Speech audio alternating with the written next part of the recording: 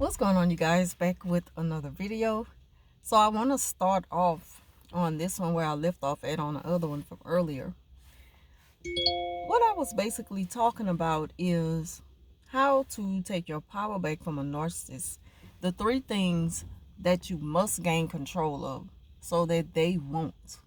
Those three things are your happiness, your sadness, and the way you receive information from them. And what I mean by information is a narcissist will tell you things in a way to make you feel guilt and make you feel remorseful over something that you don't owe anyone. The thing about it is the narcissists, they thrive off, power and control and divide and conquer. And when they do so, they make sure they keep you, you know, in your place. They make sure that they maintain that position to have certain power over you. But they can only do that depending on how much, you allow them to, have certain type of control over things. And it's all a mindset thing. It's all in your mind how the narcissists make you feel. Well, it's not in your mind how they make you feel, because they can make you feel horrible. I mean, anybody can make you feel horrible if they stick it to you, well enough to make you believe that about yourself. Sometimes things can be true enough to make you feel bad, because you have a conscience and so you feel guilty about certain things. That's a normal human reaction. Even when you become sad over something or your happiness for things, if the narcissist is not happy for you because it doesn't benefit them in a way, then they're going to make sure they take that moment from you. So the example that I wanted to use, I kind of hate to use this example because it's so recent, and I spoke on it a little while ago to y'all. But a very close friend of mine, we were once very, very close. I told y'all about her diagnosis with cancer a year ago in August. Well, she lost a battle over the weekend.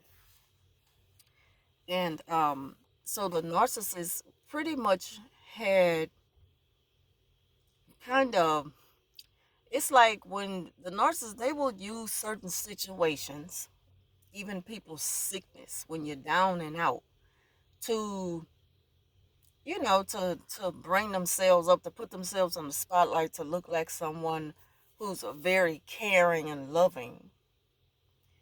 But the thing about it is, it's all about an act. It's an act that they're putting on. I don't trust nothing dealing with the narc. I don't care if a person is sick. I don't care if a person is just having a very hard time in life and a narcissist, they call themselves being there for them. I wouldn't trust that for nothing in the world. They're only doing it because of how they know, you know, other people are going to view them. Other people are going to start to look at them as that good friend. And then they paint it on thick, which also kind of, it shows how phony they are. I mean, too much makeup makes a person look fake at some point. Less is more. You don't have to do too much to prove who you really are. And so it's like narcissists, they don't think that way. They figure if they push hard enough, they make it more believable. But anyway, yeah, so she passed away over the weekend. She had two different types of cancers. Um, and she fought that battle real hard over the last year. We had started back to talk. I was checking on her more. Of course, the friendship didn't go back to what it was at one time. And I wasn't looking for it to, because the narcissist kept that position in her life. And when a person, not to speak on her, I'm just speaking on people in general, because I don't want to speak on her. Like, I just don't want to speak on her. You know, just for the sake of that she just passed. And I don't even want to be talking about the narc and her. You know, she's resting in peace now. She's in no more pain, no more misery. You know, she's not suffering anymore. The only people I'm thinking about is her two sons she left behind and her close family, her mom, her sisters and brothers. I'm not thinking about anybody else, the way that I'm thinking about them right now. The thing about it is the narcissist wants to be there so much, taking up too much space in these people's lives. You weren't there before, you know. Obviously, this is just an opportunity thing for you. And on top of that, you're using this person's death as a way to still get a point across that'll benefit you. That's why I'm like, be careful with the information you receive from narcissists because they will go so far as to deliver the last words message to you from somebody. That's just how low they will go in order to keep a position, in order to make you feel bad. So, in her attempt to make me feel bad for her ruining a friendship, she ruined it. And I let it go. I made the perfect piece out of it, knowing that one, you got to answer to everything that you've done to hurt people. Because she hurt us both when she came in between us and created this false narrative, especially painting this picture of me as being the worst person ever, which the person didn't really believe that and stuff. It's just the idea that for a minute, you know, she had them. And that was hurtful to me. That will be hurtful to anybody. Like I said, I don't really want to get off into that again, because it's the past now and it's over with. But the thing is, I know how to accept things for what it is and let it go. That's how you know you're at peace, that you're moved on from what the narc has done in the past. But they're going to try to do things to keep stuff going.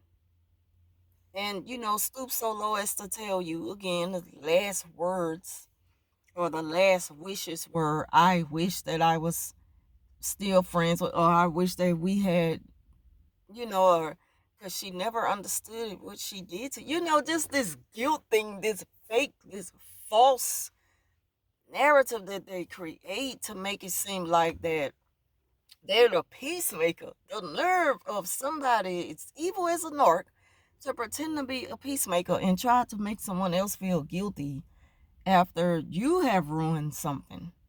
But a narcissist, they also do that because they may feel bad, because they didn't get their way with it. Like it never went back to us being the three amigos again, so I feel bad that I wasn't able to conquer that, you know.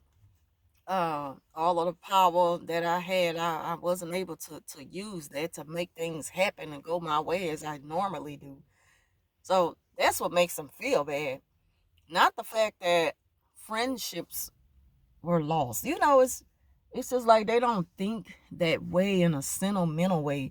They only think practical in ways that only benefits them.